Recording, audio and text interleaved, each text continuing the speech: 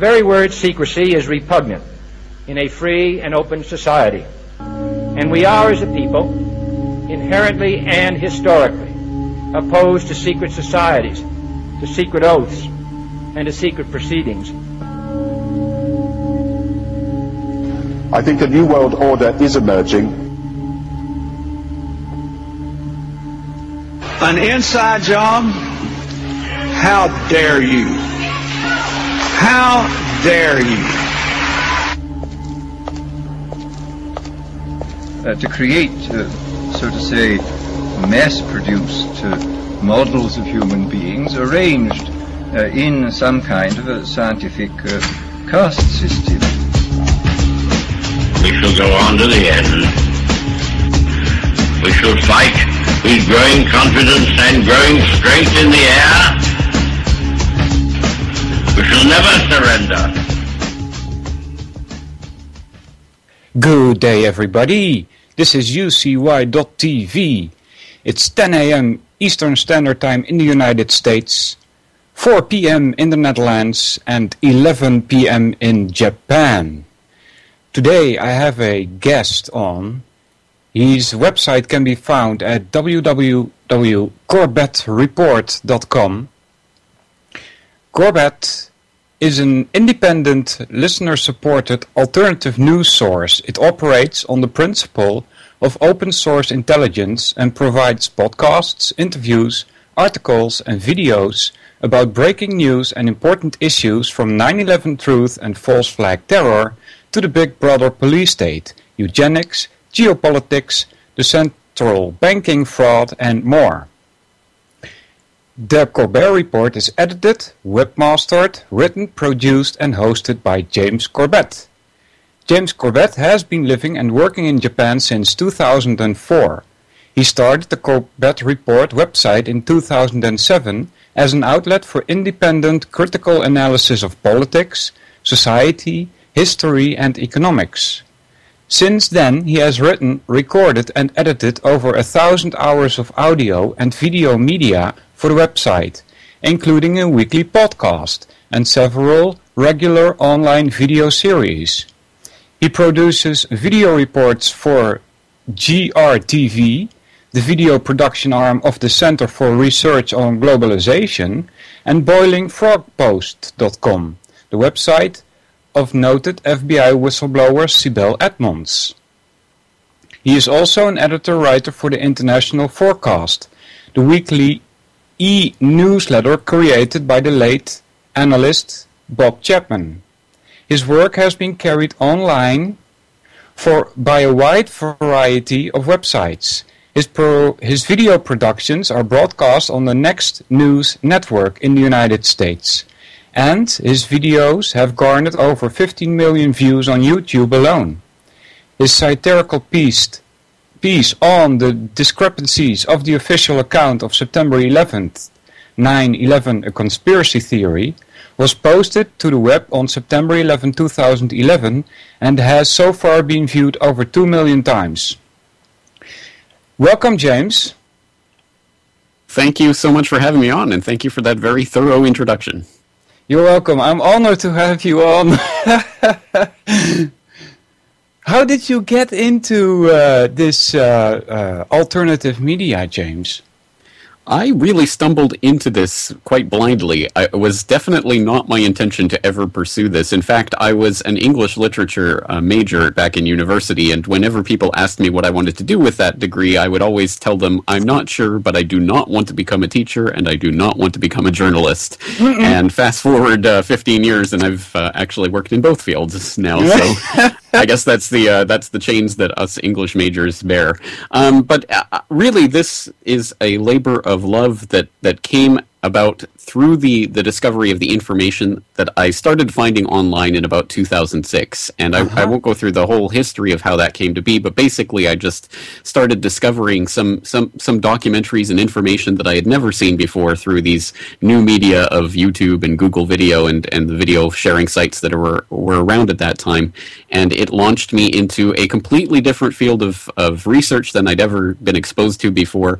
I had always had the sense there was more going on under the surface politically than we'd ever been exposed to, but it was really my experience watching those types of documentaries and then searching for the information online myself that led me to understand that there was something different going on. And from that understanding, I was just naturally led to try to impart this information to others. And from that kernel, all of a sudden the flower of the website started to grow, and it was just such a spontaneous process, and it happened so quickly that really in the course of a few months I had the idea, I realized the website, and I started the podcast, and I just never looked back, and that was 7 years ago now. Yeah, I was walking around like with these stars and birds flying around my head until 11 September 2001, when I saw these towers just disappear. And because I had an education in steel, I knew that there was something wrong. But I was still so naive that I thought, well, the American government is going to come with an explanation as to how these towers disappeared, right? But that never happened, so I started doing my own research like 6 months later or so, because the 9/11 Commission report was just a joke. And it led me kind of the same way into, wanting to bring out all the information that I had discovered since then to the airways. So, yeah.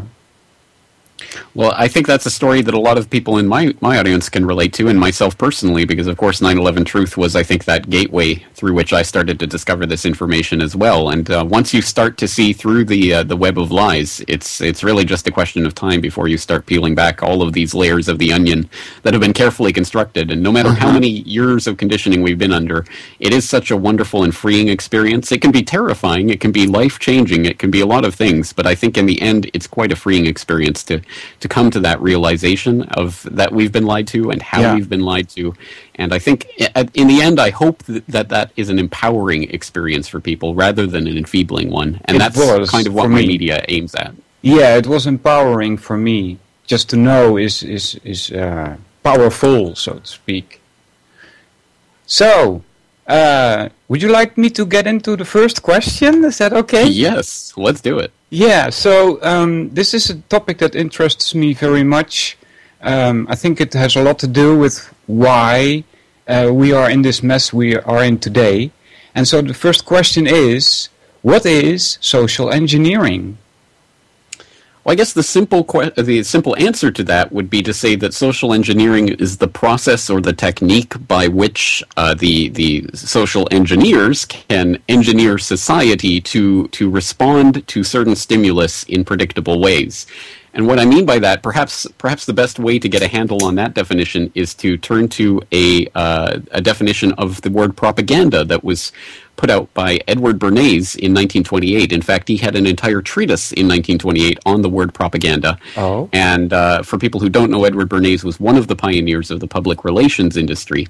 And in 1928, he wrote this book, Propaganda, which began with a very memorable quote, and one that I think is important for understanding this topic. He said, "The conscious and intelligent manipulation of the organized habits and opinions of the masses is an important element in democratic society. Those who manipulate this unseen mechanism of society constitute an invisible government, which is the true ruling power of our country." And I think what he is gesturing to at that's a pretty remarkable statement to put in black and white, and perhaps a testament to the fact that even back in the 1920s, the social engineers were confident that the average man or woman wouldn't be reading this. It would only be the sort of social engineering class that would be interested in reading a treatise like this. But I think what he's driving at there is the very important point that what we think of as mind control, although we have these ideas of in science fiction of some sort of a remote control device where you can basically puppeteer people like they're some sort of robot. Although I think those types of technologies actually are in the pipeline, so to speak. But I think mind control is more fruitfully understood as the conscious and intelligent manipulation of the organized habits and opinions of the masses. Yeah. And it's so important to understand that to a large extent the people who are trying to engineer society really do see us as very little more than automatons, as robots, and that we are just a collection of organized habits and opinions. And if we can be made to basically take on certain habits or opinions that these social engineers want, then we will then start to react in predictable ways. And this has all sorts of political ramifications, but I guess to try to keep this as concise as possible, social engineering is the process by which those organized habits and opinions are inculcated in a population. Uh-huh. So in his quote, he mentions that they are like the invisible hand. What was that again? Yes, those who manipulate this unseen mechanism of society, i.e. the conscious manipulation of the organized habits and opinions of the masses, those who manipulate this unseen mechanism of society constitute an invisible government, which is the true ruling power of our country. And that's such a startling and remarkable and an important statement to understand, because again, we can have all of these layers of bureaucratic government over top of us, which we are all trained from a very early age to see as the ruling powers of a society, so that, for example, in the American context, or the Dutch context, or the Japanese context, or the Canadian context, we are presented with this idea that we live in some form of representative democracy, whether that be a parliamentary, a constitutional a monarchy, or a constitutional republic, what have you. We tend to think of it as a representative democracy, where we vote in the people that will that will help to form the rules of our society, etc. But the actual power in society does not rest with that ever-changing face of the governing structure. The real governing structure is behind that, beside that, around that, over top of that, and consists of the people who are writing the checks for the social engineers who are using their techniques to condition the public. And I think that's the structure that we have to start looking at to understand the true nature of government and how it functions in our society. Yeah, because it kind of raised a question for me, is when it says the true ruling government, I was thinking that the banks are in control. How does that work? Well, the people in control of the banks control the bank's money strings, which control the funding for the politicians, of course, but also, of course, for the social engineers and the people who are in that process of manipulating the organized habits of society. Yeah. So the Bank of International Settlements and the World Trade Organization, they all work together. Is that correct? More or less. It was Carol Quigley in Tragedy and Hope who identified the Bank for International Settlements as being the central bank of central banks, which would be the mechanism through which the central bankers all around the world would be able to join forces and realize the far-reaching aim of capital, of international finance capital, which was to create an interlocking system of control over the finances of each country, which then, of course, create the conditions for the control over that country. And I don't think that really needs to be elaborated too much. Of course, if you have the power to create money, if you have the power over the money supply itself, then you are really in control of the most important commodity or feature imaginable in our modern day society. And with that power, I mean, it's not money that is the important part of that. It's the power that comes from wielding the purse strings. And with that power, all sorts of manipulations can become feasible and possible and realizable. Things that to the average person, like yourself or myself or people around us that we know who are just struggling to make ends meet every month and make rent payments and things of that nature, it's almost inconceivable to imagine the type of power that people who literally have the power to influence the money supply itself have over the rest of us. And once we start to truly internalize and understand how effective that type of money can be, then we can start to understand the ways in which that is used to consciously manipulate our habits and opinions. Yeah, you mentioned Edward Bernays. Is Aldous Huxley one of the people who is operating in this field of social engineering? Aldous Huxley was certainly connected to the field of social engineering through his family connections and the milieu in which he was raised. I don't believe that he himself was a social engineer per se. I think he certainly had an effect on the culture through, of course, Brave New World, which is his best known work, but also through his advocacy for psychedelic experience, in the 1950s and 60s, towards the end of his life, he became an advocate for psychedelic experience and was one of the people who was behind the flowering of the 1960s and the drug movement and all of that, which of course was also a CIA-sponsored counterculture, which was fostered into existence, I think, precisely for the purpose of manipulating the organized habits and opinions of the masses. So I think he certainly had connections and inroads and insights into that group, and to a certain extent, I guess you could say he was a social engineer of a type, because he did have some importance as a well-recognized writer. Although I don't think he saw himself necessarily that way. I think he more saw himself as someone who was observing this phenomenon and commenting on this phenomenon, which he did so quite explicitly, and not only in his works like Brave New World, but also in some of the speeches that he gave. And I always point back to one that he gave towards the very end of his life in 1962, just the year before he died. He gave a speech at Berkeley in which he basically outlined the remarkable progress that was being made at that time towards the scientific control of people in that type of mind control, that sci-fi mind control type situation that I talked about earlier, where we were talking about, a remote control to move people around as if they were robots. He was actually talking about experiments of, for example, electrodes being implanted in people's brains that could make they could deliver shocks that would make people feel certain sensations, feel certain emotions, etc. And he was quite, you could tell he was evidently, immensely interested, we'll say, in those types of technologies and their political implications. And he spelt it out quite clearly, I think, by saying that obviously the dictators of the future are going to delight in making people actually to desire their own servitude. Which seems so ridiculous when it's presented to someone without any context. But when you start to see the ways that not only drugs or electrodes in the brain or other such technologies can produce those effects, but by the ways that propaganda itself can produce the effect of making people actually desiring their own servitude, it's quite an amazing phenomenon, and one that Huxley was definitely involved in documenting. When you mentioned that Huxley was also promoting drugs, is that a way of setting up a controlled opposition?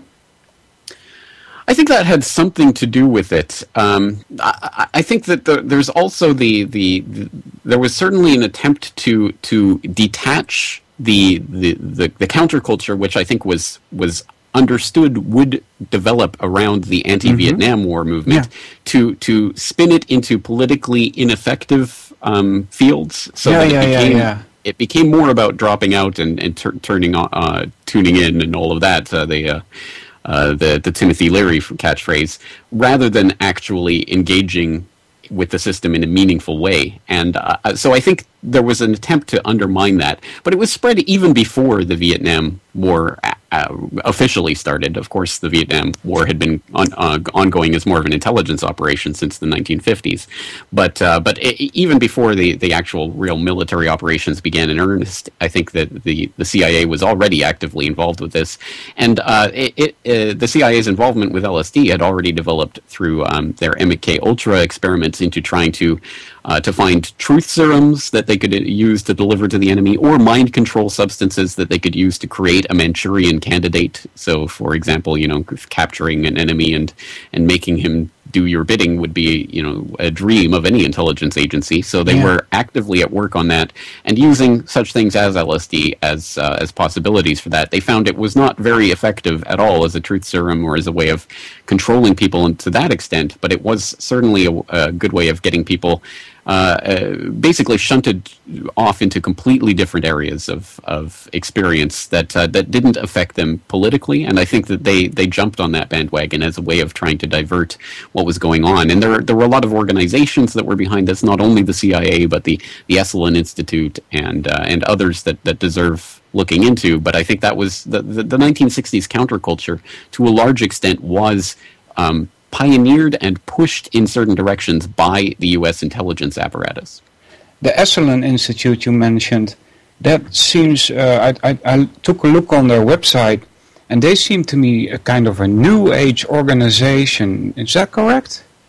Well, yes. I mean, I think that these subjects all swirl together to a certain extent, and when you put in the sort of meditation and yoga and psychedelic experience and all of these things, which I think really did coalesce and really come together in the 1960s counterculture movement, I think it becomes more of a holistic lifestyle, which in that sense is meant to quite obviously, I think, change the habits and opinions of those who undergo those. Yeah, I mean, it's quite an overt attempt to do so.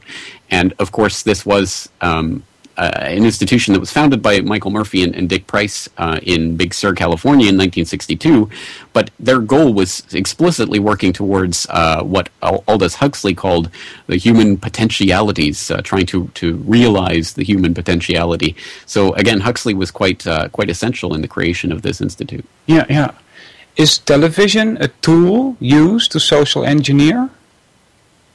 Television absolutely is. I would say that there are three main branches of social engineering that we can look at in our society, and maybe there are more, but I would identify education, PR and advertising, and media as the three main methods through which this manipulation of our habits and opinions are perpetrated. And when it comes to media, there was the catchphrase by the Canadian philosopher of the 20th century, whose name is going to escape me at the moment, but he's very famous. He came up with the phrase, "The medium is the message."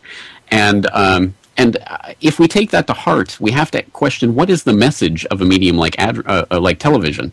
And I would say if we go back further in time, of course, we had the development of the written word, which, of course, was back in the sands of time, somewhere in pre-recorded history. But we had the development of the printing press, specifically in Europe in the 15th century, which was really the beginning of modern civilization with literacy as being a widespread phenomenon, rather than just something held by a very small, rarefied, educated class.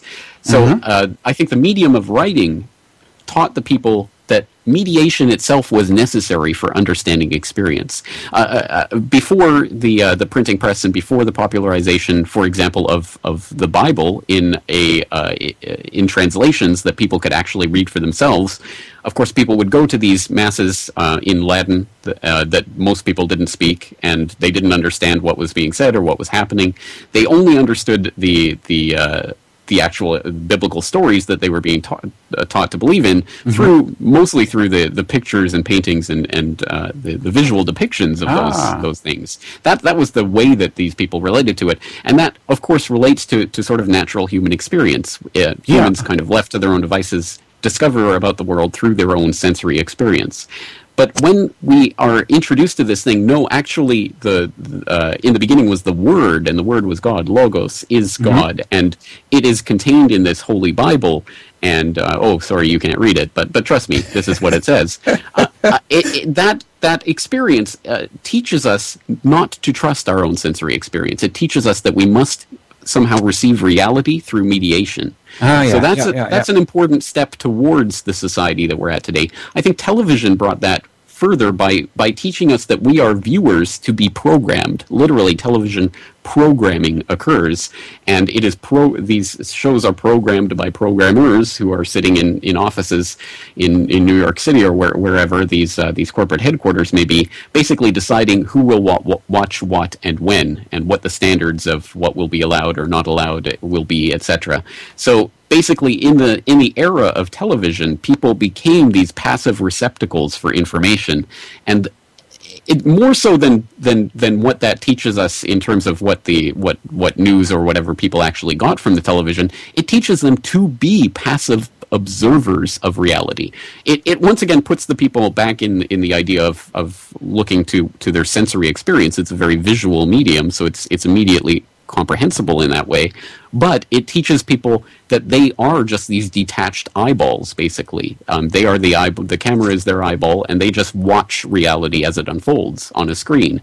And I think that that's such an important and fundamental part of the psychology of the 20th century that I think that when historians of future age write about the 20th century, I think they will have to take into account how much simply the medium of television and what it taught people about their role in society actually contributed to the events of the 20th century and the kind of detachment from political engagement that we saw over the course of the 20th century.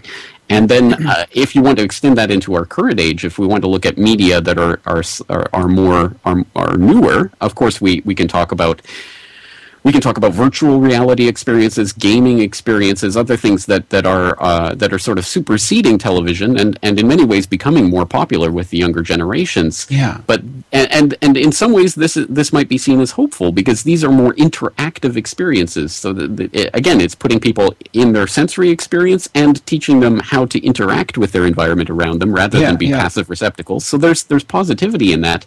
But I think that the medium of gaming is really teaching people how to be rats in a Skinner box. And for people who don't know about Skinner, B.F. Skinner was a Harvard psychologist from the mid-20th century, and he's best known for his work in behaviorism.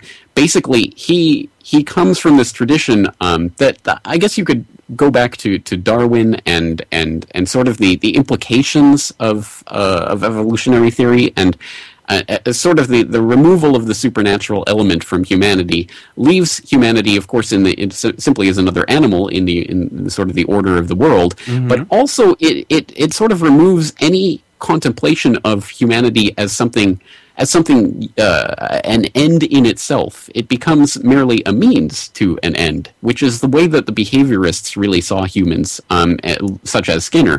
He wrote actually a book called Beyond Freedom and Dignity, I believe was the name of that book, in which he argues that freedom and dignity should not and do not apply to human beings, because really what we are is basically blank slates, almost like robots to be programmed. And this developed from the work that he did in operant conditioning, which is just a fancy way for saying that he taught, in most of his experiments it was pigeons, but he also worked with rats and certain other animals.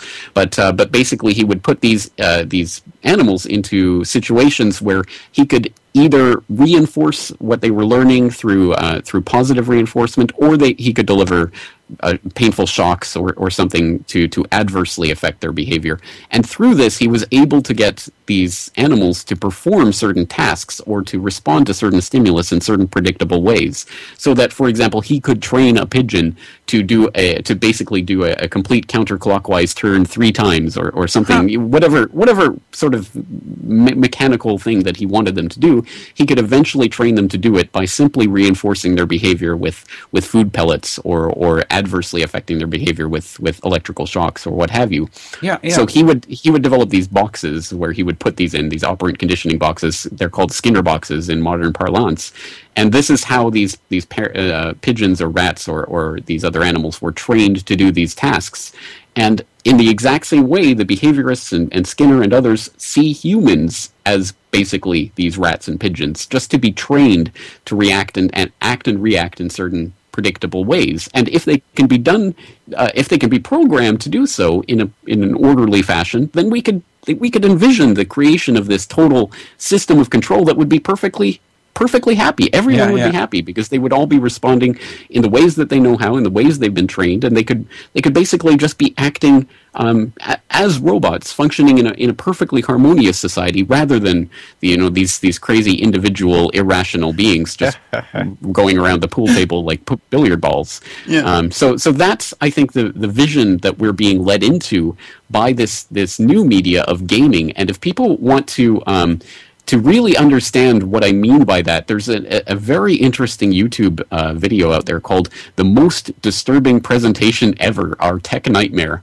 And for once, this is a really hyperbolic title that lives up to its name. It's this presentation by this person at a technology conference talking about the various ways that games are being incorporated into all sorts of different phenomena, including advertising and things, to get people to willingly interact and willingly do certain things that they would not be so interested in doing. And he starts talking about, well, we could extend this into an imaginary future where it wouldn't be hard to imagine, for example, if the government wants to get people to brush their teeth 3 times a day every day, they could start a point system so that in your toothbrush there could be a sensor that detects when you're brushing your teeth. If it's activated 3 times a day, you might win 5 points, and it's structured like a game. And if you get to 100 points, you level up and blah blah blah. Yeah. And he goes through this in such a very, I mean, it's a future that we could very easily imagine, and at the same time, it's very chilling with all of the implications about human nature itself that it brings, and the ways that we can be manipulated into being willing participants in whatever system the social engineers want to put us in. Yeah. Do you have a little bit of history of mind control and how DARPA plays into this? I don't have a concise history of DARPA's experiments and how they play into this, but I do know that human beings have been, throughout history, the most studied species on the planet. And even when we study other species, like chimpanzees or rats or pigeons, it's generally, what are the implications for humanity? So I think when we look through the history of experimentation in the social sciences, almost anything that you look at is going to be in one form or another trying to better understand how humans act and how they react to various phenomena.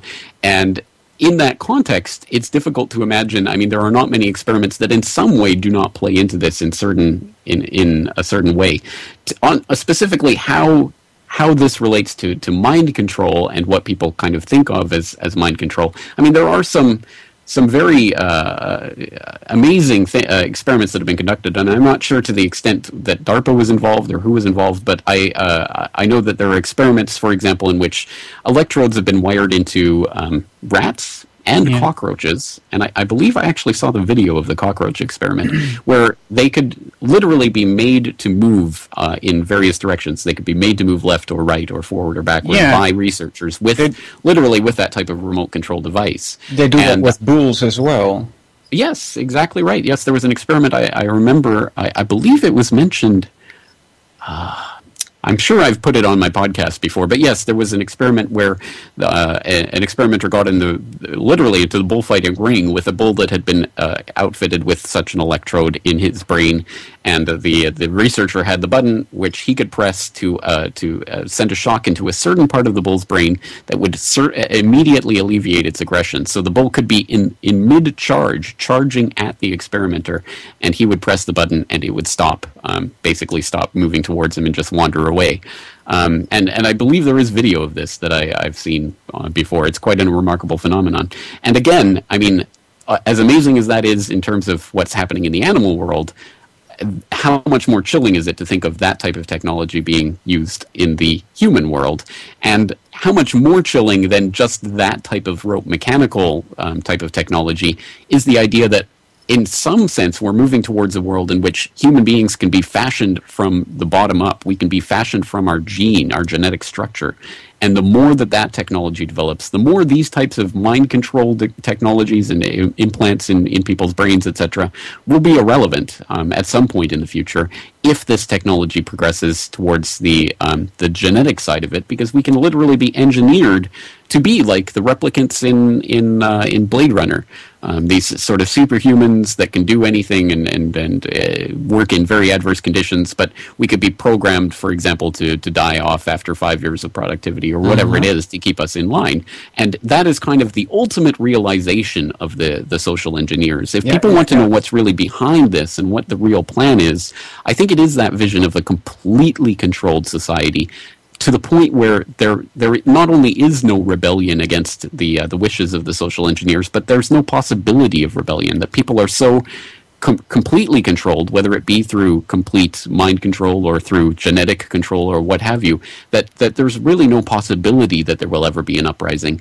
And at that point, I think the social engineers, the elite class that believe themselves to be worthy of ruling over humanity, will be able to basically keep however many they decide, 100 million, 500 million, 50,000, whatever it is, of the sort of chattel slave replicant cyborgs, whatever they decide to end up with, as the people who actually do the physical manual labor for society. And I think that's the vision of society that these people have, which again sounds like crazy science fiction fantasy until you start actually reading a lot of these foundational texts that these people work from. Yeah. I have a question from the chat. I have no clue about what he's talking about. He says, Skinner was born in Susquehanna, Pennsylvania, to William and Grace Skinner. Grace Skinner. Is there a hidden connection to the Susquehanna Hat Company? Have you ever heard of that? I've heard of Susquehanna. I don't know the hat company, so okay. I'll have to read up on that. I don't know. Okay, I'm sorry, Dan. We couldn't answer your question. Another question I wrote down is, and this reminds me of John Taylor Gatto, because you mentioned education also in the ways that we are social engineered. How do we defend ourselves against it? Well, the answer to that is so simple that it has in fact been known and talked about for centuries, but it is so simple that most people actually tend to defy the answer because they think it is too simple. The answer, for example, we could go back to the 16th century French philosopher Etienne de la Boétie, who wrote a famous essay, Discourse on Voluntary Servitude. He wrote that in 1548, and it's widely available online. People can go look it up. And he really provided, I think, what is the ultimate answer to that? How do we defend ourselves against this? What is the answer to this? He said, what is the fundamental political question is, why do people obey a government? And the answer is that they tend to enslave themselves to let themselves be governed by tyrants. Freedom from servitude comes not from violent action, but from the refusal to serve. Tyrants fall when the people withdraw their support. So those words were written 500 years ago, and I think are as absolutely applicable now as they were back then.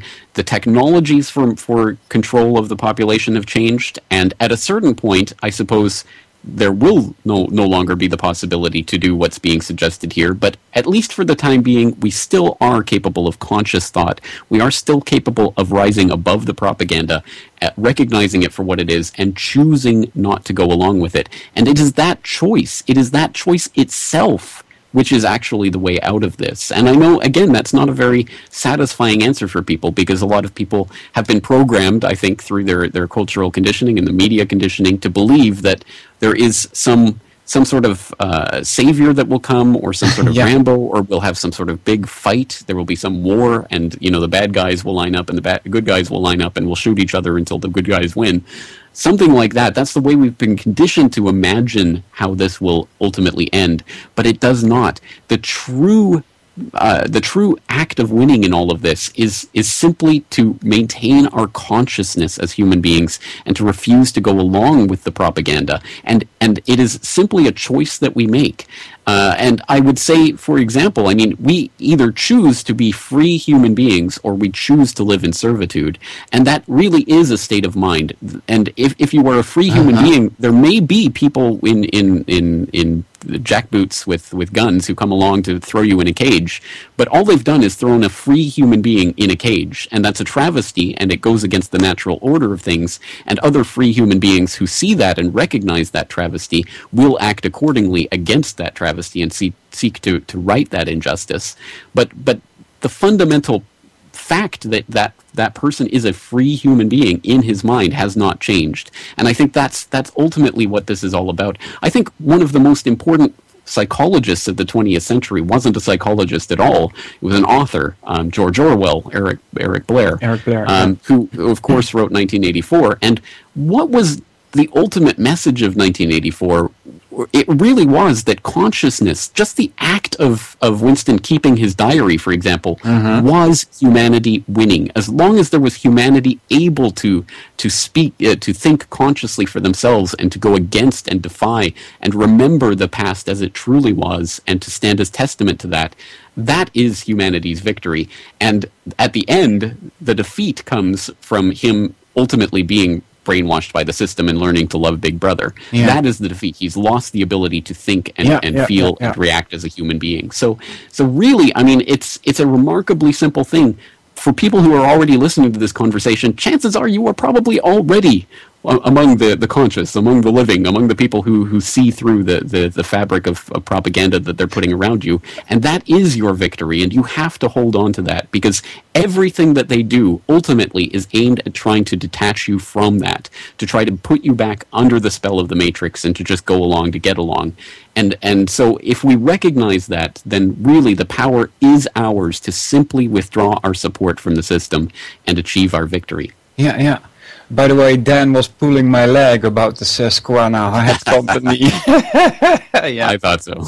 Yeah. Yeah, he has a tendency to mess with me, and sometimes he succeeds.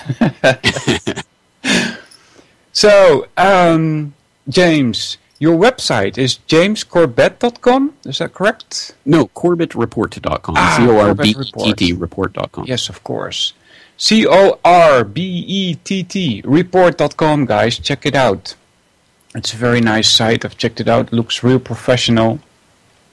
There's all kinds of tags there, like 9/11 activism, economy, false flag, Fukushima. How are you doing, buddy? Are you in any danger? Well, that's the ultimate question, isn't it? And I guess not only are the people in Japan in danger, I would say that people all around, certainly the Northern Hemisphere, are in a type of danger, but the question is how much danger, and that's really the operative question. And again, I mean, I think people should be looking into this for themselves and looking at the evidence that's out there.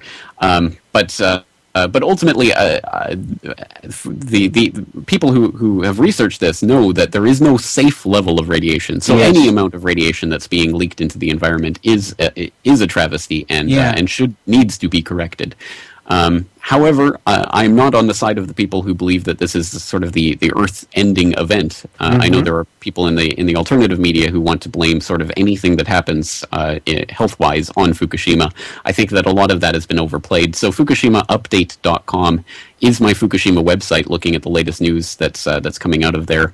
And basically, we're trying to keep track of all of the news as it develops, so that people can get sort of just the basic information. I'm not trying to sway anyone's mind as to the ultimate meaning of all of this, but I just want people to know the information about what's happening at the site and what the latest readings are and what people are saying about it. Yeah. You have also a YouTube? Yes, I do. YouTube.com/Corbett Report, and I try to put up 3 or 4 videos a week. Lately, it's been more like 2 or 3, but at any rate, updated on a frequent basis. What do you discuss usually on that YouTube?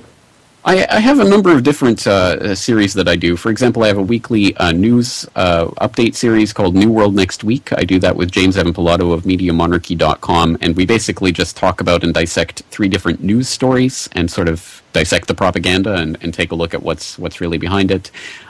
I also do a monthly series with Brock West of APperspective.net, talking about the Asia-Pacific region that we're in and some of the political and military developments that are going on here. I do a monthly series with David Smith of the Geneva Business Insider, where we talk about finance and economy and geopolitical issues. I do a weekly eye-opener report for BoilingFrogsPost.com, which is basically a 10 or 15-minute investigative video piece on all sorts of different subjects. In fact, the last one was one trying to debunk the old myth that World War II ended the Great Depression. And that is, in fact, not the case for anyone who actually bothers to look into it. But again, that's just part of the conditioning that we've received since our earliest time. We've all heard it since we were school children, so we all tend to just believe it. Oh, the Great Depression ended because of World War II. And in fact, the economic data doesn't support that. But that's not something you're ever likely to learn in your 15,000 hours of enforced education under the schooling system. The problem with World War II here in the Netherlands is that ever since that ended, people think they are free. And, that kind of settled it all down, and nobody's speaking up anymore about the things that are, going on, restricting all of our freedoms. There is no one more enslaved than people who believe that they are free, falsely believe that they are free. There is no one more ignorant than those who falsely believe they have knowledge. So I think that those are 2 of the most effective ways that people are kept in that state of obedience and dependence on the state, is simply to be told all our lives that you don't have to look into this, you already know about it. You don't have to you don't have to fight for your rights. You already have them all. You're already living in paradise, basically, is the message of the system, the overwhelming message that we're force-fed from the time we're children. So I think, once again, the most effective thing that can be done is simply to counter that, to reflect on the fact that that's not the case, to point out the ways in which we are not free human beings, to point out the things that we do not know.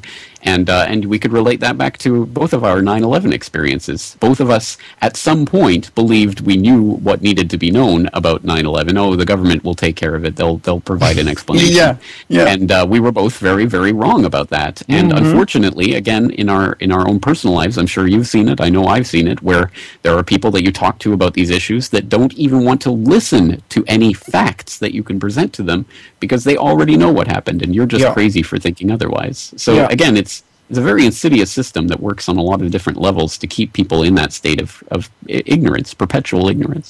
Yeah, I've had that problem also when I was speaking to my nephew about this event. And I asked him, well, how many seconds did it take for the World Trade Centers to disappear? And he looked at me with these eyes that said, well, what are you talking about? And so I made him go look at the video that was available. And he just couldn't believe it. And he said, I don't want to know about this.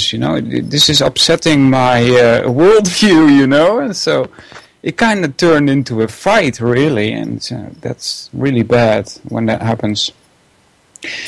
It is unfortunate, but perhaps there's a seed of hope in there, because I don't think that most people are swayed just on one presentation of facts at one moment. Most people have to have that kind of seed planted in their consciousness that will ultimately flower in time, and only if they are actually bringing themselves into that, rather than, people can be told facts until they're blue in the face, but generally people will only start to really understand and internalize those facts once they take it on board and start looking for more information themselves. So you never know when you encounter someone like that and it devolves into some sort of fight.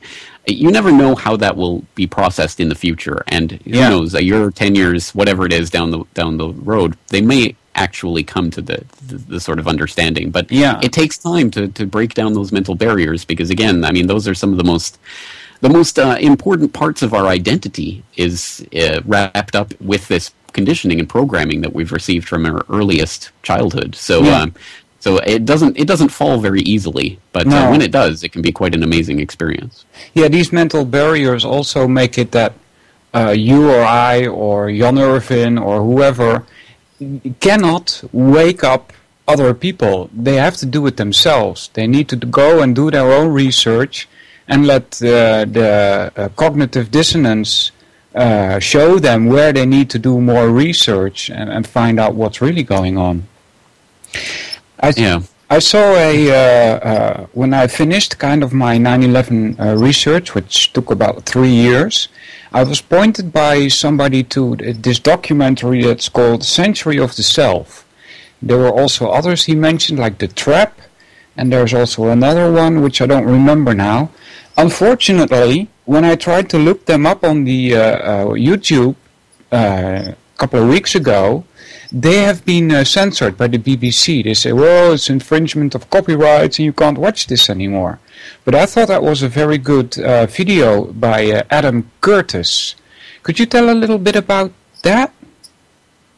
Yes, in fact, Century of the Self was one of the early documentaries that I was watching during my sort of waking up experience in late 2006, and it was one that had a very important effect on me.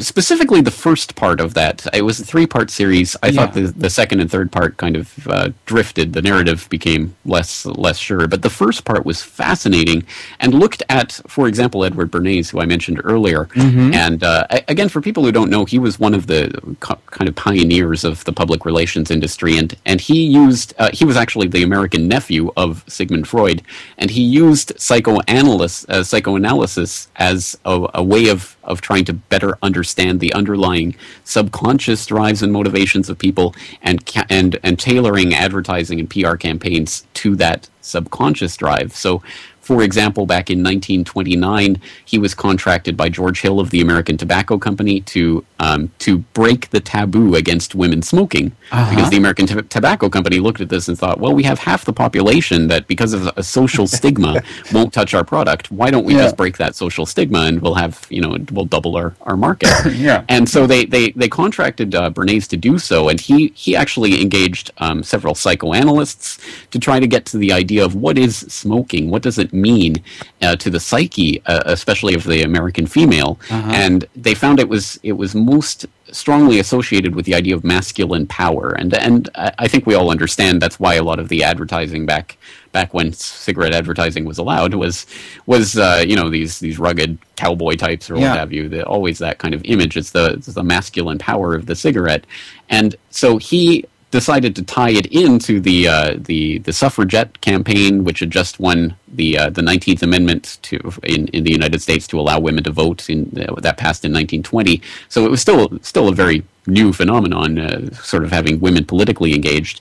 So he decided to set up this PR event during the New York Easter Day parade, where he would hire a bunch of good-looking models to be part of that parade route, and to stop at a prearranged place and pull out their cigarettes and call them their torches of freedom, and light them up as a protest of man's inhumanity to women.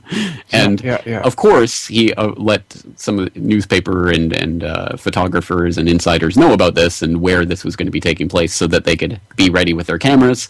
It all worked beautifully. They plastered this over the front page of all sorts of different newspapers. Here's these beautiful women with their torches of freedom, proclaiming their freedom from mankind and what have you.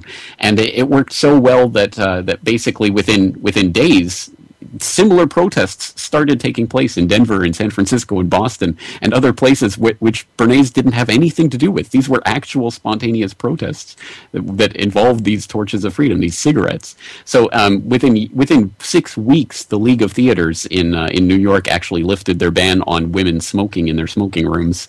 And the rest is history. Obviously, that taboo was thoroughly broken. So that's the kind of exceptional power that people like Bernays wielded. And I forget where we started with this. I forget why I brought that up. Because of the Adam Curtis. Adam Curtis, yes. So that was one of the aspects that he looked at in the first part of Century of the Self, was Edward Bernays and these incredible advertising and PR campaigns that he engaged in. And that was so important for me for understanding how social engineering works and the effects that it can have. Because once you start to internalize stories like that, and then start to look at the types of stories that were fed on a daily basis with the news. I mean, even recent stories like the saving of Jessica Lynch and things like this that we now know were literally orchestrated phenomenon that involved Hollywood directors and all of these things. I mean, they were orchestrated PR campaigns. So we can see this in even being enacted in our own society. So it was a very, very interesting documentary from that perspective. And Adam Curtis also did The Power of Nightmares, another extremely important documentary where he looked at the roots of Al-Qaeda and the roots of the neocons, and kind of tried to create a parallel narrative of those two groups.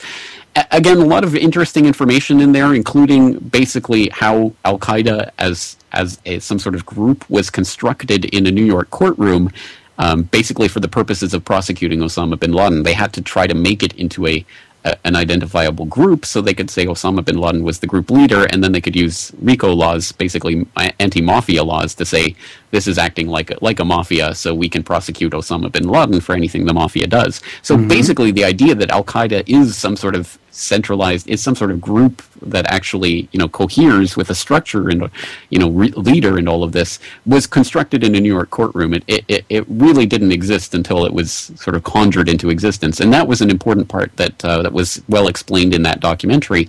But the problem that I have with Adam Curtis, again, in every documentary he does, there's generally something that's worth understanding there. He brings up some very interesting parts of the past and fascinating information. I get a lot of good information from there. But it's the way that he develops his narrative that is always profoundly unsatisfying. It's always profoundly establishment supporting in a way.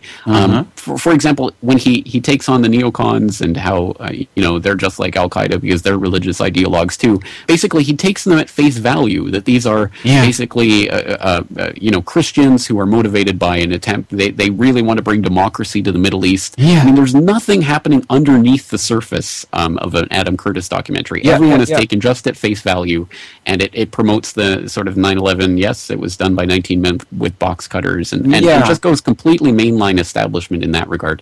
So I find Adam Curtis to be, in some ways, the most insidious kind of propaganda, because it has those good elements that make you think, wow, this is really good and important, but it also, at the same time, hooks you into a mainline establishment supporting narrative. Yeah, you also mentioned Lee Harvey Oswald as being the assassin of John F. Kennedy, so I'm like, huh? Yes, exactly. So that made me kind of look with an eye that is like, this Adam Curtis, I would like to ask him some questions. Absolutely. Hey, but people are posting some of your stuff in the chat room. It says here, interview anti-Illuminati from CorbettReport.com. What is that about? Yes, back in, I believe it was 2010, 2011, somewhere in that time frame, I was interviewing someone who was posting on the Prison Planet forum. At that time, there was forum.prisonplanet.com. One of the main posters in there was someone who went by the pseudonym of Anti-Illuminati, and he posted a lot of information about Booz Allen Hamilton and companies like this that are part of sort of the information industrial complex, and how they their technologies and their strategies, etc., inform and infest the U.S. military, and how they're applied in society generally, and how computer technology is used to try to control the population, etc. So we had a series of interviews back at that time. Although at this point I have no idea if he's still out there, if he still posts. I really don't know anymore. But we did have a few conversations that were well received by the audience back then. Awesome. All right. We're almost out of time, James. Time flies. Yeah, it really did. It seemed like half an hour. Is there anything you want to mention before we end this? Well, again, I'd just like to bring it back to that positive message that we can take away from this. And again, it's nothing new, and it's nothing really profound. I think it's something that we all already know. But basically, the message is that the system relies on our voluntary participation, and it functions very well with that participation, and it functions very poorly if we start to withdraw that participation. And it's sometimes difficult to get our head around how do we actually start withdrawing from the system, because, as I say, most of us are struggling to pay the rent every month, and we have to, go to our 9-to-5 job or what have you to try to make ends meet, and then we come home and we don't want to do anything else, so we veg out in front of the TV. I mean, it can be a very easy trap to fall into, and so how do we start withdrawing ourselves from that? And I would just like to ask the audience to find the points in their own life that they feel are most vulnerable, I suppose, to being changed, whether that is something as seemingly insignificant as choosing to go to the farmer's market every weekend instead of going to the supermarket on the weekend, or whatever it is that we can do to change our habits and opinions to try to go against the prevailing orthodoxy. Because again, if all of this billions of dollars and all of this time and engineering and psychological research is going on specifically to influence your habits and opinions, then your habits and opinions must be immensely valuable things. And if you consciously choose to take those and to direct them in conscious ways towards things that you want to support, local communities and communities of interest, people who are interested in freedom, people who are interested in helping other people rather than, trying to make a quick buck off of people. If we direct our energies towards that, if we start to organize our lives around those habits and opinions that foster those types of communities, we truly can overcome this problem. And in some ways, that's a very simple thing to say, and it's a very difficult thing to do. And I realize that. So I think we have to be realistic about that and take it in baby steps. But ultimately, that is the answer. So I'll direct people once again to Etienne de la Boétie. They can go read Discourse on Voluntary Servitude, and we can start. Could you spell that? Etienne de la Boétie. So Etienne, Etienne, de la, Dela, Boetie, Boetie, a French philosopher from the 16th century. So definitely worth reading. All right, James. Thanks very much for coming on the Solvinur event. I really appreciate it. Thank you so much for having me on and talking about this important and oft-neglected subject. I really enjoyed our conversation. Awesome. Thank you. Take care, buddy. Thank you. Well, that was James, guys. What did you think? I think it was awesome.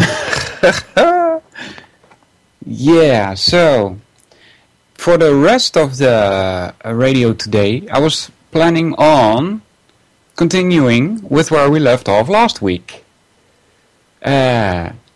Remember last week we were discussing people, the, let's see, what does it say here? Uncritical persons, remember that? Gave kind of a good description of the mindset of most people. It stands across from the next tag here, the next heading, which is skilled manipulators. That kind of ties into social engineering as well, right? It says here there is a much smaller group of people who are skilled in the art of manipulation and control. These people are shrewdly focused on pursuing their own interest without respect to how that pursuit affects others. Though they share many of the characteristics of uncritical thinkers, they have qualities that separate them from uncritical person. They have greater command of the rhetoric of persuasion. They are more sophisticated, think of sophists, more verbal, and generally have greater status. On average, they have more schooling and achieve more success than uncritical persons. They typically acquire more power and occupy positions of authority. They are accustomed to playing the dominant role in relationships. They know how to use the established structure of power to advance their interests, since they are fundamentally concerned not with advancing rational values, but with getting what they want. They are careful to present themselves as sharing the values of those they manipulate. Skilled manipulators are rarely insightful dissenters, rebels, or critics of society. The reason is simple. They cannot effectively manipulate members of a mass audience if they appear to that mass to be invalidating their beliefs. Manipulators do not use their intelligence for public good. Rather, they use it to get what they want in alliance with those who share their vested interests. All right. The one thing that bothers me here is the public good. I don't think you should be talking about public good. We are individuals, not a group of rats or something, right? Continuing, manipulation, domination, demagoguery, and control are their tools. Persons skilled in manipulation want to influence the beliefs and behaviors of others, and they have insight into what makes people vulnerable to manipulation.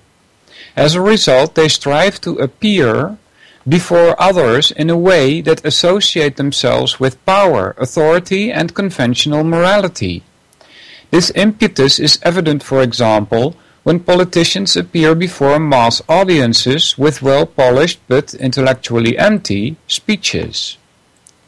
There are a number of alternative labels for the roles that manipulators play, including the spin master, the con artist, the sophist, the propagandist, the indoctrinator, the demagogue, and often the politician.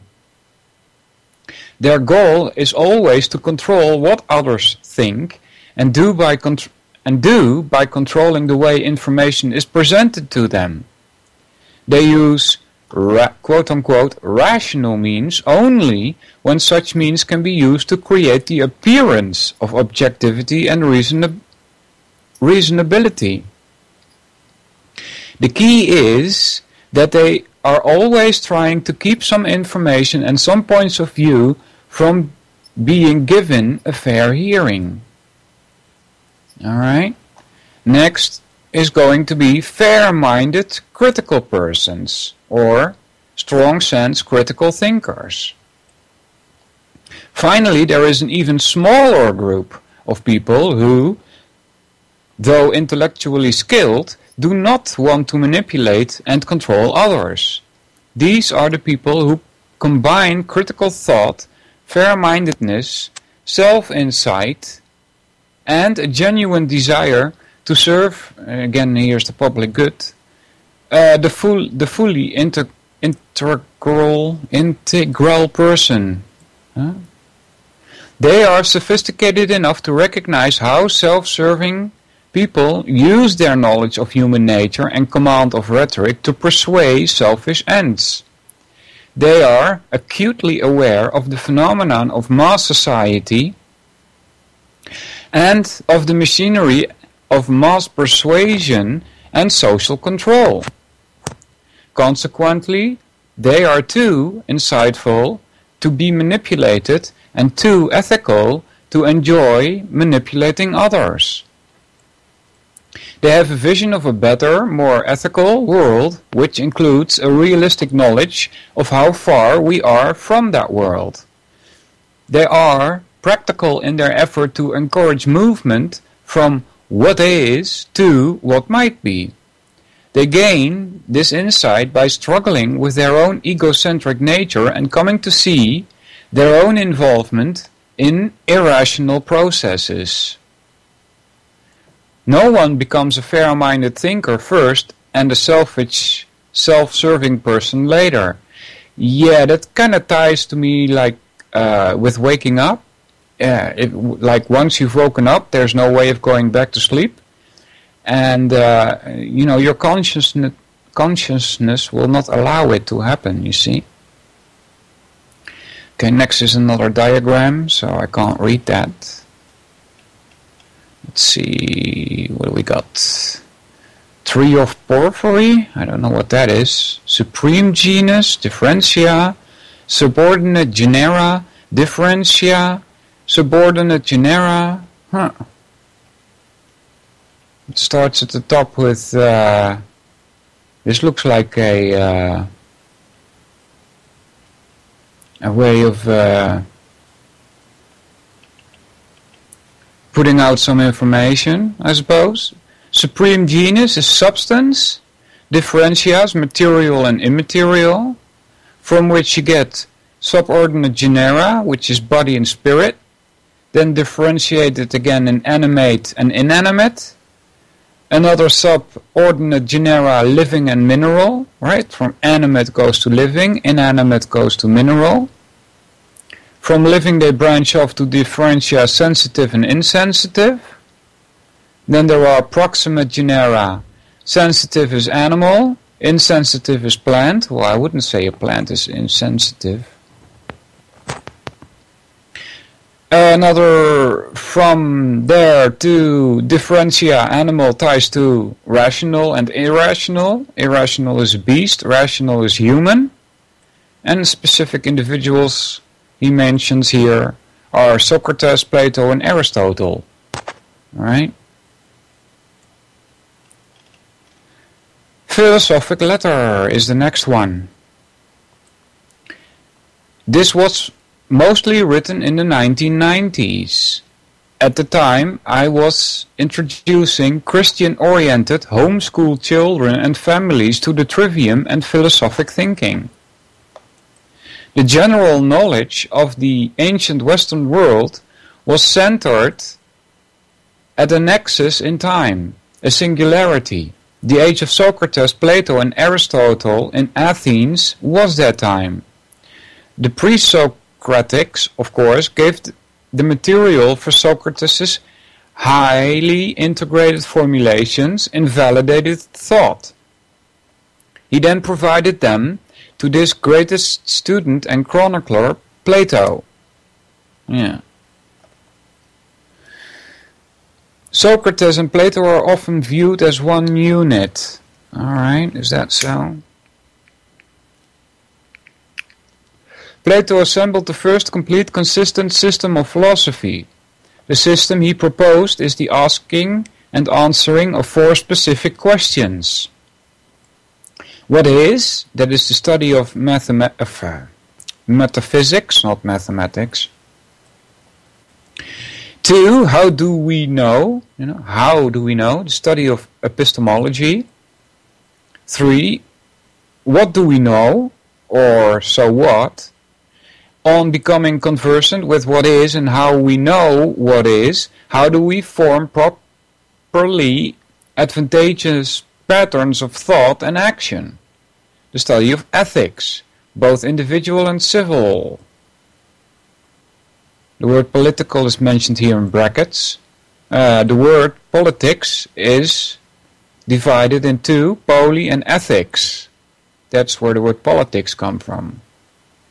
4, how do we communicate, or how do we concretize the first 3 basic abstractions for expression and use? That's the study of aesthetics.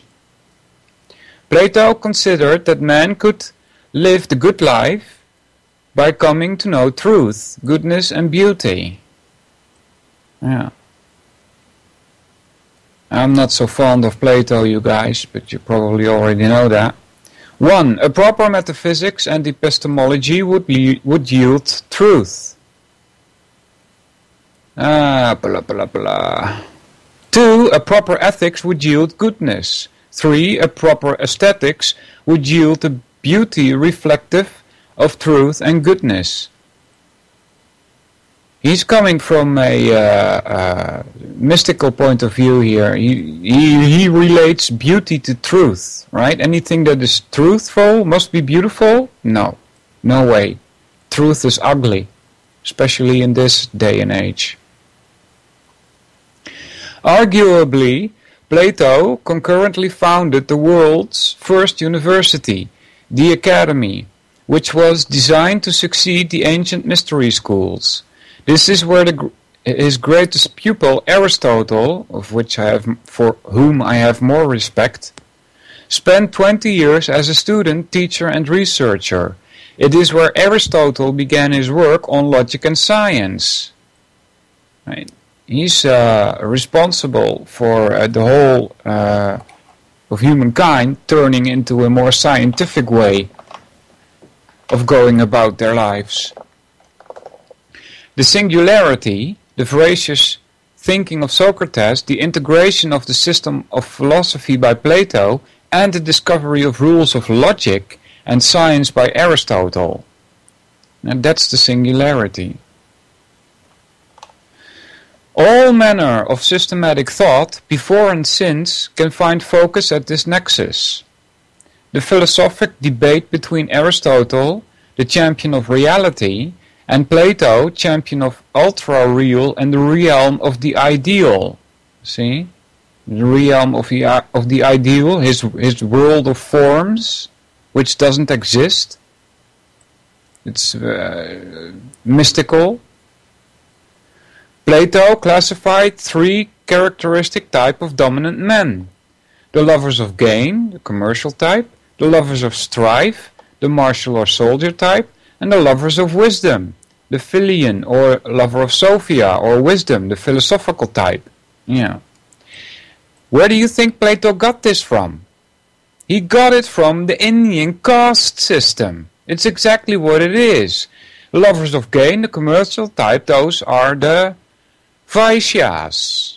See? Love of strife, martial or soldier type, those are the Kshatriyas. Lovers of wisdom, supposedly, are the Brahmanas. And he leaves out all of us, who are the Sudras, you see? That's where he got it from. He didn't come up with this himself, he just copied it. The oldest, most fully integrated, self-comprehensible, systematic topic known to us is philosophy. I must stress, most fully integrated, as there are more loosely organized but dominant topical bodies with origins that predate philosophy. They are, namely, the Western mysteries, including precursors to Kabbalah, alchemy, Hermeticism, sacred geometry, etc., and the Eastern Enlightenment traditions, the Dharma denominations, Tantra, Yoga practices, Zen, Tao, etc. Alright, they name here the Dharma denominations. Dharma, spelled D-H-A-R-M-A. It sounds like karma, but it's not karma. Dharma is explained simplest as it is put forth by these Eastern philosophers as that which is your original duty. That's what they call it. Your original duty, or your original state of being. And they tie it to very religiously to some god who you are supposed to serve. That is your dharma, you see. It's all about control of the people, you see. The occult branches of these subjects are studied and kept alive in sundry forms by various esoteric orders and society, and at some point along the measure of the golden thread, supply the content to the exoteric traditions and orthodox religions. Alright, I didn't get that sentence. What am I supposed to think here? Let's try this again. The occult branches of these subjects are studied and kept alive in sundry forms by various esoteric orders and societies. By various secret orders, I would say. And at some point along the measure of the golden thread, of which I have no clue what that is, supply the content to the exoteric traditions and orthodox religions. Right? Exoteric traditions is the outside story as it is being presented to you to keep you in place. Alright? Being based along literary, poetic, and mythological lines, these themes do not have consistent axiomatic frames of reference. However, this is not to imply that these are empty or less than valuable modes of thought. It is quite the contrary. This mode of thought, the mythopoeic, has provided the initial scope of all the meaningful questions asked through the ages by humanity. More will be said about this allusion in the section on metaphysics, aesthetics, and the mythopoeic philosophic supplement. Alright, so we should get to that later. Below is one of the standard academic presentations of the branches of philosophy. 1. Metaphysics, the study of the universe or existence as a whole. 2. Epistemology, the study of the theory of knowledge and its acquisition. How do you know things? Epistemology. 3. Ethics. 1. The study of beneficial conduct of the individual. 2. Civil ethics, at times called politics. The study of the beneficial conduct of individuals in a societal group and the proper role of government. 4. Aesthetics. The study of the proper standards of art. Alright. Some people like James Corbett mentioned media monarchy. Those are the artists, or tragedy and hope. Those people are the artists. Why? Because art is supposed to represent truth. That's what it's for. To recapitulate. 1. metaphysics, what is? 2, epistemology, how do we know what is? 3, ethics, or what do we do? What advantageous thought patterns do we form to compromise positive action from our knowledge of what is and how we know what is? And 4, aesthetics.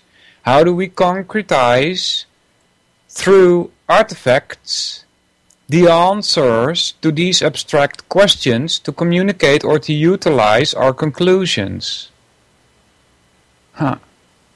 Sounds a bit like grammar, logic, rhetoric, doesn't it? A note is needed to explain the specific use of the term metaphysics. It is used here as it was originally coined by Andronicus of Rhodes. That's Rhoades,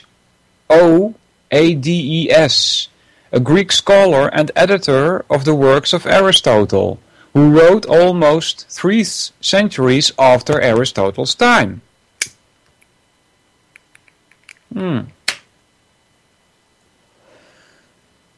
Alright, let's see. Let's welcome everybody in the chat. How are you doing, guys? Dan, JJ, Joe, Lady Pitbull, Vince, Gringo, and yikes, 5 Anons. Welcome, everybody. What's up? In the process of arranging and editing his works, Andronicus came to Aristotle's body of writing concerning the study of the universe as a whole, what the ancients called first philosophy, a term I think is more fitting and less confusing than what has become known as metaphysics. This topic was being addressed immediately after, meta in Greek, Andronicus had edited Aristotle's writing on the science of physics or physica. If you guys have any questions, just put them in the chat and I'll see what I can do with it. I suppose if he had come to this topic after editing Aristotle's work on the science of astronomy, he might have called it meta-astronomy. So, math, music, no, math, geometry, music, and astronomy, right? Math is number, geometry, number in space, music, number in time, astronomy, number in time and space. So it's all about number, you see. The problem has been that the Greek word meta can have other meanings, including within and above in some translations. In any case, the term metaphysics took hold and remained in common philosophical usage. At the same time, it was becoming one of those nebulous rubber terms which could be stretched to mean anything to anyone, like liberal, conservative, and progressives in today's American political circles.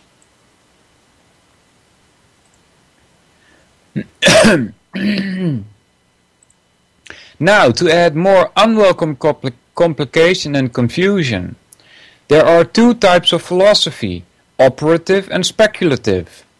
Operative philosophy has evolved to provide principles to direct one's life with the unaided use of man's basic means of survival and knowledge, his rational faculty of reason. It is written by a philosopher to all men as a practical guide in living concordant with their own nature and the nature of their surroundings. Yeah, right. Alright, that's not what a philosopher, as far as I'm concerned anyway, and I dare call myself a philosopher, remember? That's not what a philosopher is supposed to do, to tell you how to live in accordance with your own nature. Alright? I don't think you can even escape from acting in accordance with your own nature. So why would you need somebody to tell you how to do that, right?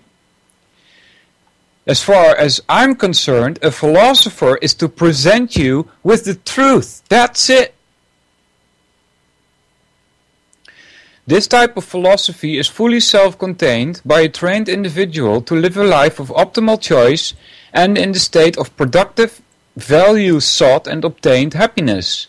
Or, a difficult word here, eudaimonia, as the Greeks called it. Eudaimonia. It reminds me of eugenics. Eek! This is the kind of philosophy in which I am presently interested to comprehend and develop. Speculative philosophy is exactly that, speculative. It is a useful tool of exploration, but it can dissolve to a work written by a professional philosopher to other philosophical professionals as an intellectual exercise in modeling or system building to serve a specialized agenda. Alright? Gringo says, the truth according to that philosopher. Yeah. I don't think you can put it like that, Gringo. And of course there's discussion among the different philosophers about what truth is. You know, think of subjectivist versus objectivist, right? The philosopher's job is to present you with both and give arguments, and you decide for yourself. You're supposed to think for yourself. And the truth is what it is, regardless of what a philosopher thinks about it. Alright? It's not like a philosopher decides what the truth is. He can't. That would be like saying a philosopher decides what reality is. It doesn't work like that. Reality is what it is, regardless of what a philosopher thinks about it. Yeah, Lady Pitbull, that's a good question. Says, what exactly constitutes a professional philosopher? Yeah.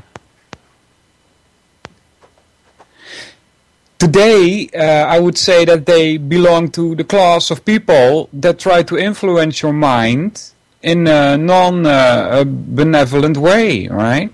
They try to get you into all kinds of nonsense like Kant and Hume. Those would be considered professional philosophers, as I would guess, right? Damn. Let me light my cigarette for you.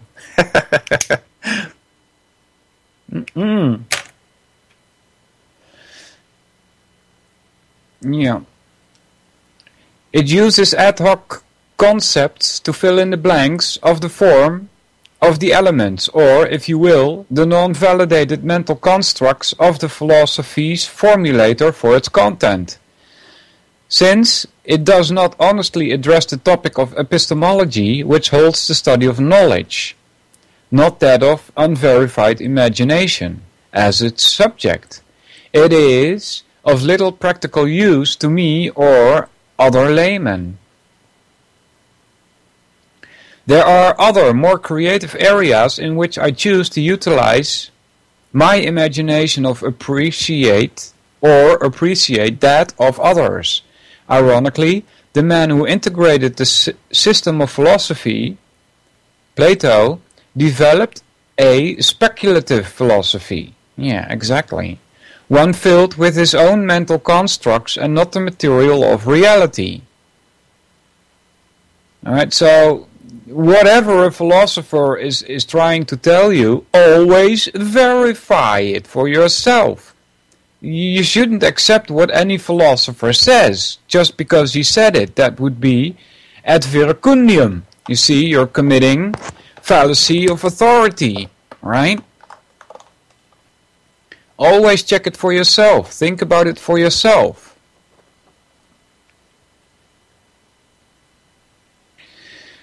Not having a clear concept of objective factual knowledge or using misdirection in the manner of the Pythagorean school. Right? That's Plato.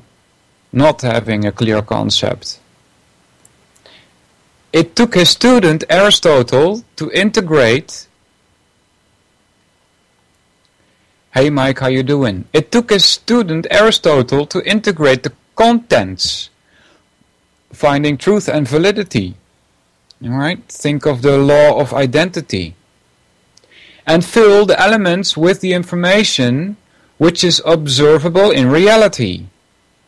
Through logic, he grasped the subtle, rather than echo the questions posed until his time of what must reality consist in order for human consciousness to comprehend its nature.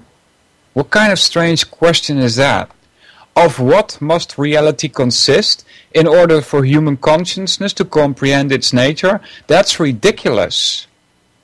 Right? You do not say to reality, well, you must consist of such and such, otherwise I cannot understand you. That's ridiculous. You cannot influence reality in that way. So, Aristotle got rid of that and he asked, of what in fact does reality consist? And what modes of thought must human consciousness develop in order to comprehend it? Very good. Much better, you see. In other words, is reality that which corresponds to our projected intellectual suppositions, or must the nature of reality be discovered and interpreted on its own terms? That is, as we find and observe it. You see? By contemplating the answer to his question, Aristotle identified the existence which is present regardless of any observer's wishes or hopes of any other possibilities. An existence with absolute no contradictions. Yeah, there is no contradiction in existence or nature or truth. There are no contradictions there. The objective natural universe, the existence made apparent to the senses common to all human observers. The common sense, as he stated it. Alright? Which is kind of uncommon these days. The essence of the philosophy I look to is that of Aristotle. Aristotle did not take his philosophy to its full extension because of the lingering influences of Plato.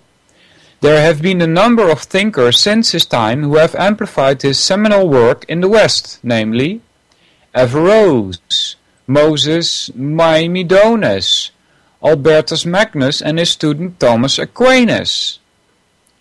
Likely the most brilliant Aristotelian of all. John Locke as concerns his politics, and through him the framers of the American Declaration of Independence. And finally, the contemporary personality known as Ayn Rand. Yeah. They say objectivism is stemming from Ayn Rand. Probably the best way to approach Aristotle is to work through readings in reverse chronology. The surviving works and translations of his works are either his class notes or possibly notes compiled by his students. Very difficult reading. Ayn Rand's writing, and especially those of her prodigies, Dr. Leonard Peikoff, are copious and comparatively easy to follow. Yeah, well, I've listened to some of lessons Leonard Peikoff gave, and yeah, he does it. He does it okay. I had some trouble when he went deeper into logic with all these formulas, all S are P, and some P are non-S, and so on. Some P are non-C or whatever. And that I'll have to go over that again. And the square he mentions, also pretty difficult. But yeah, he gives a good explanation. You can learn a lot of what logic is from Mr. Leonard Peikoff.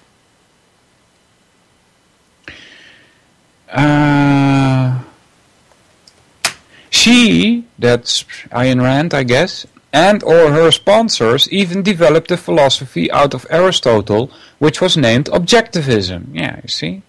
As Rand and Peikoff are contemporary writers, some of the verbiage and formulations I use are paraphrased or derived from theirs.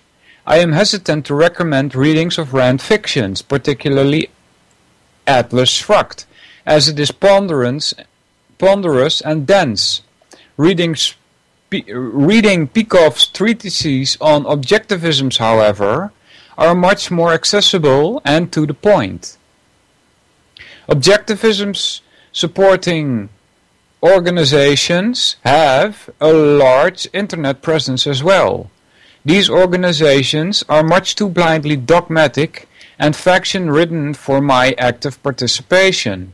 However, John Locke's 2 treatises on government would be next. And quite easy to follow. In reading him, you will see that he was the thinker most responsible for the American documents of formation and governance. Yeah. His influence on the penetrating essays of Thomas Paine, Common Sense, and Frederick Bastiat, The Law, is also noteworthy. Truly difficult reading is begun with Aquinas. Like Aristotle, I have read mostly commentaries or summaries of his work by others, but I found reading translations of his Disputed Questions and his Free Discussions comprehensible and quite helpful in clarifying the important concept of law. I am just now able to puzzle through parts of the translations of Aristotle Organon, Rhetoric, and his Nicomachean Ethics.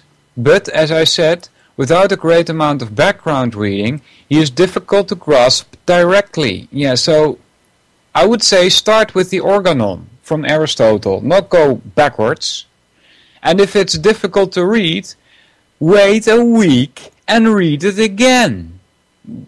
It's not so hard. Your brain will have gone over the stuff unconsciously, and you will grasp more of what is meant by Aristotle the next week. Alright? So repetition is not a bad thing in this case. But, as I said, without a great amount of background reading, he is difficult to grasp directly. Right? Doesn't have to be directly. Just reread it. When Aristotle is fathomed, the reading of other thinkers at odds to his view, particularly Plato, is quite profitable by way of contrast. Yeah. I would say read Plato, but only so that you know how to refute his mystical way of looking at things. The validated literal verses that which is built upon the mythological and poetic. Again, more on this towards the letter's conclusion and in the supplement. Here he goes on with my philosophy, or the philosophy I have adopted. Metaphysics. Are we in a universe which is ruled by natural design and law, therefore is stable, firm, absolute, and knowable? Or are we in some incomprehensible chaos, a realm of inexplicable miracles, things acting against their own nature, outside the laws of identity or cause and effect? An unpredictable, unknowable flux which our minds are impotent to grasp. Right? This is basically saying, is it subjective or objective? Are the things we sense and see around us real or only an illusion? Right? Are we in the shadowy cave or in the sunlit surface? Or is that even a worthwhile and relevant question? Do they exist independent of any observer? Or are they created by the observer? Are they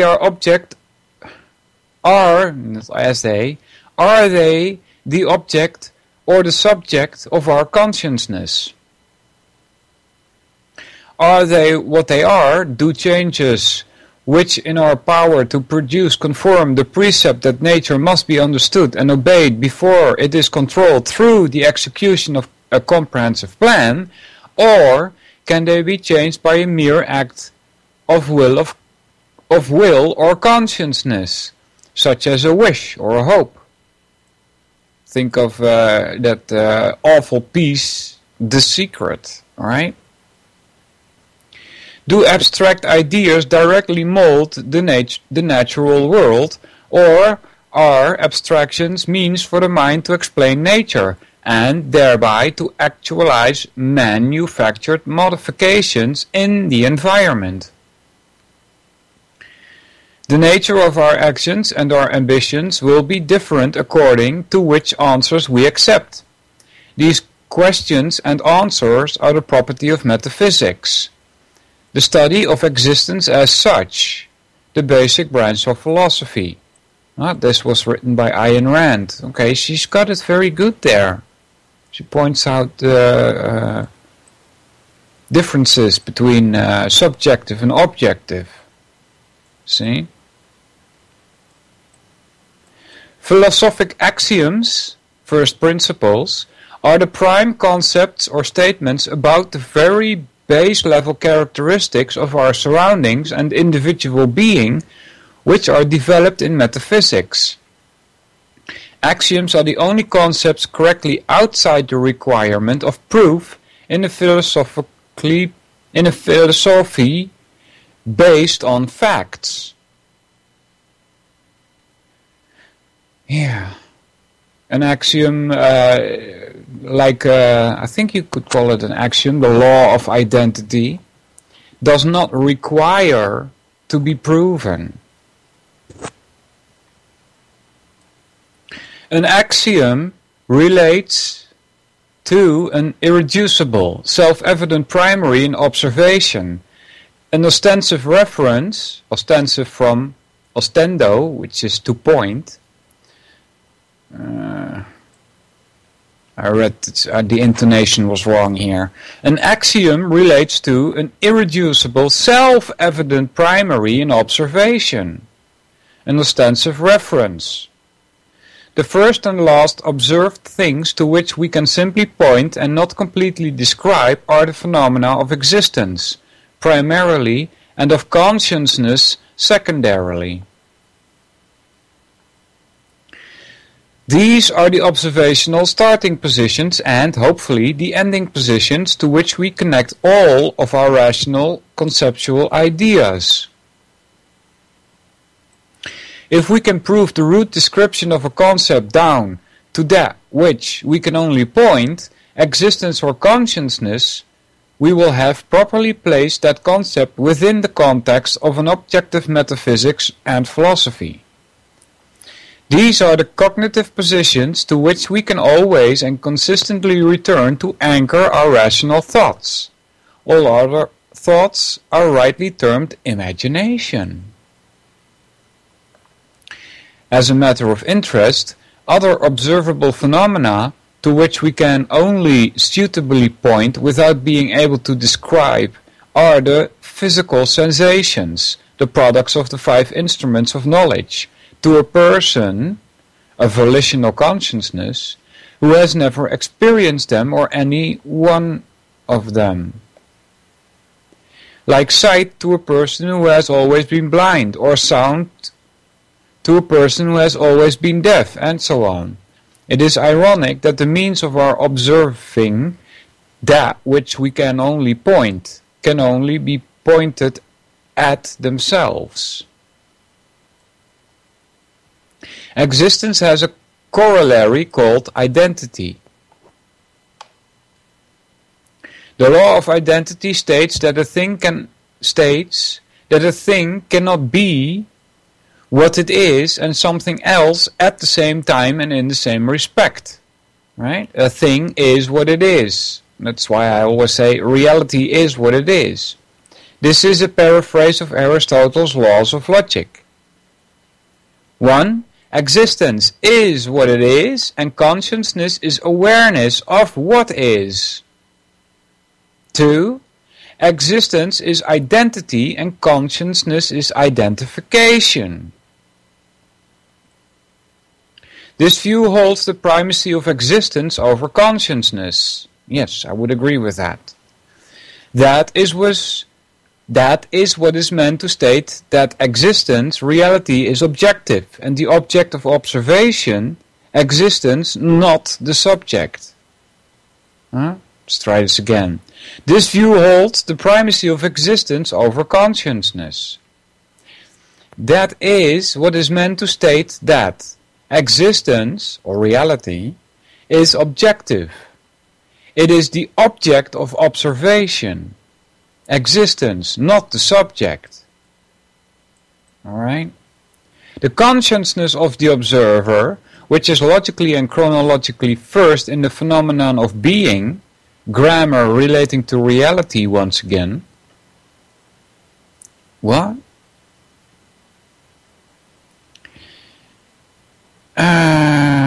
Let's try this again. The consciousness of the observer, which is logically and chronologically first in the phenomenon of being. Really?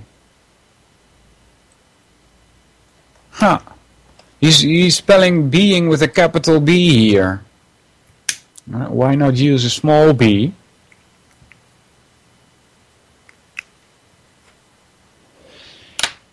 This is confusing for me because if I translate this into Dutch, you get similar words. You get 2 times to be.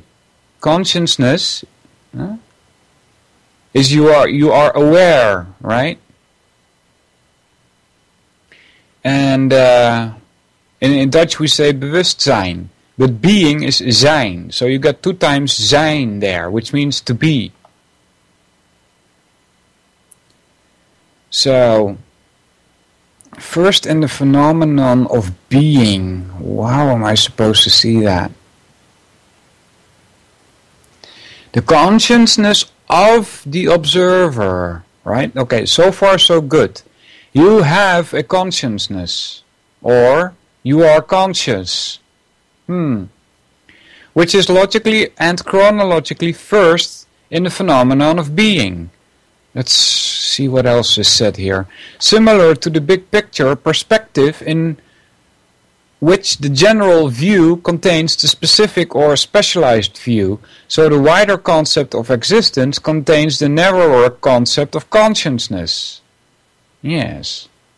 Existence is not a product of a consciousness in this metaphysical view. Rather, consciousness is an attribute of sentient entities occupying existence. Alright? This sounds a bit like Eastern philosophy, you see.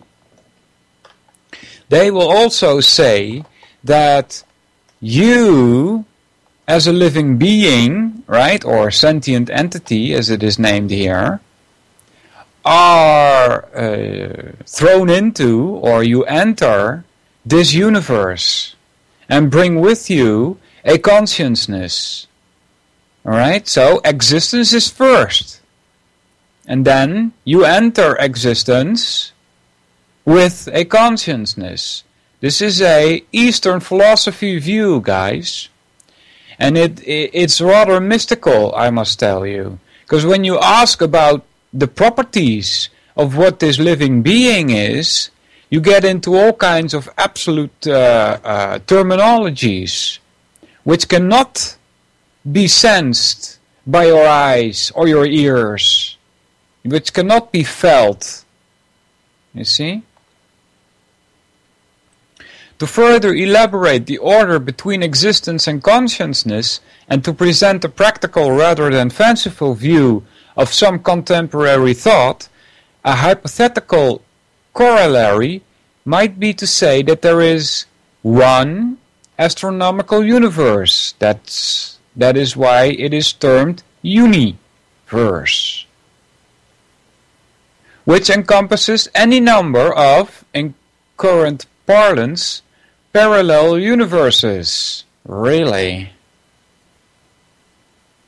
That sounds contradictory to me. You know, how can you speak about parallel universes if you say that there's only one?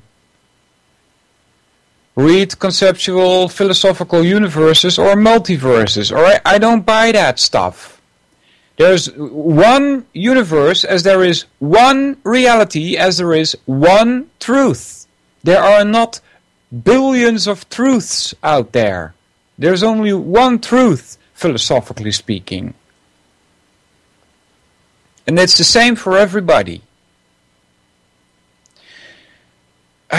These are the multi-universes of the individual souls. Yeah, you see, this is subjectivism. That's saying like, well, it's your truth against my truth. That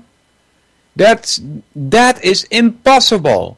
Because if that were true, you would be able to make a statement that is true for somebody, say person X, but not true for person Y. And it's impossible. You cannot make such a statement. This debunks this whole shizzle that is out there about multiverse and multi-universe and multi-truths. It's ridiculous. Doesn't make any sense. These two aspects are sometimes called our inner and outer realities. In classical philosophy, psychology and cosmology. The activities of the individual inner parallel universe are contained within 1 liter volume of the brain. What about your heart? Or what about your mind that can extend the brain? Yeah. What else am I supposed to say, Lady Pitbull? I like the word shizzle. Yeah. Alright, the brain is a tool. Alright? It's your tool. See, let's try this again, because he's coming up to some more capital letter terms here. Let's try this again. The activities of the individual inner parallel universe are contained within 1 liter volume of the brain, the engine of reason, and the seat of the soul. See, now he says soul with a capital S. And then it goes ... far and away, the densest site of activity we have ever observed. Alright, that also doesn't make any sense. It is composed of 100 billion neuron cells and their synaptic connections with number in potential combinations to the power of 10 raised to the 100 trillionth, or 10 followed by, well, a lot of zeros. Theoretically, each one of those synaptic connections represents a concept physically held within the brain under varying strengths, which correspond to long and short-term memory. Alright? So this is really my thing here. How I see this. That he's talking about the soul and the brain, right? I would include mind for one thing. And I think that your mind has more influence on how your brain works. Then the other way around. Okay, I'm not saying that, like James Corbett pointed out, that you can't influence your mind by making electrodes to your brain and such. Right? It's a tool. It's linked to your mind. All right. So that's why that can have an effect. But it's not like your brain is responsible for how your mind works. It's as far as I can see, it's the other way around. Your mind is responsible for how your brain works. And then he names the soul, which is, then he says, ... far and away, the densest site of activity we have ever observed. Yeah. So when he's saying we have ever observed, how do you observe a soul? Excuse me, that's not possible. You cannot observe a soul because it cannot be grasped by senses. All right. Here's an comment which I will read. I don't know what it is yet, but we will see. When I survey Shin is part of the contingency for accepting what is reality, all one can rely on is their own perspective of things outside of your experience are difficult to verify because the singular person must stipulate to the input accepted from another, and therefore you agree upon like experiences. Alright, I don't really get this, to be honest with you. When I survey Shin is part of the contingency for accepting what is reality, all one can rely on is their own perspective of things outside of your own experience. All right. So, how does that work? How would you rely on things that are outside of your own experience? Isn't it so that you can only rely on what is your own experience? Right? Then about accepting what is reality, there is no other way. You cannot change reality. You are born into reality, and it is what it is, regardless of what you think or how you feel about it. Right? So there is no question of accepting reality. You have to. There is no other option. You're born into it, like a fish in water, right? The fish doesn't question whether there is water out there. It just is.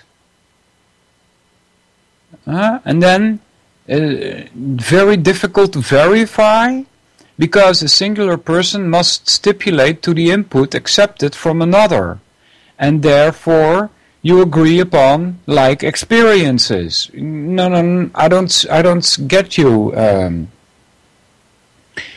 because I cannot compare my experience to yours. I can only look at my own experiences. There's a typo at top. Yeah, well, I'm sorry, I had to read it as you wrote it, buddy. Yeah. Right, so you can only, as far as I'm concerned anyway, you should only validate according to your own experiences, not what somebody else tells you his experiences are. Alright. Theoretically, blah blah blah. Each one of those synaptic connections represent a concept physically held within the brain under varying strengths, which correspond to long and short-term memory. Yeah, again, as far as I know, they have not been able to point out exactly in the brain where this memory is supposed to be located. So, you know. And levels of conscious and subconscious awareness. This whole question of where does consciousness come from is a difficult one. I don't know where it comes from.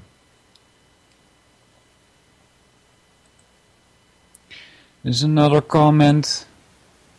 It's 58, last comment. This is what I meant. Only the singular person can utilize their own sensory input reliably, otherwise they stipulate to the statement of others. They stipulate to the statement of others. Yeah, right. You should use your own sensory input and try and figure out what's going on here.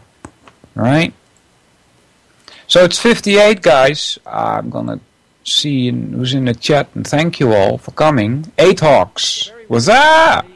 Dan, Dr. Drew, JJ, Joe Friday, Lady Pitbull, Mrs. Gypsy, Mike, Vincent, and one and on. Thank you guys all for listening. And I will be back next week, and I'll be picking this one up. We'll continue where we left off. About metaphysical universe and so on. So take care, everybody. See you next time.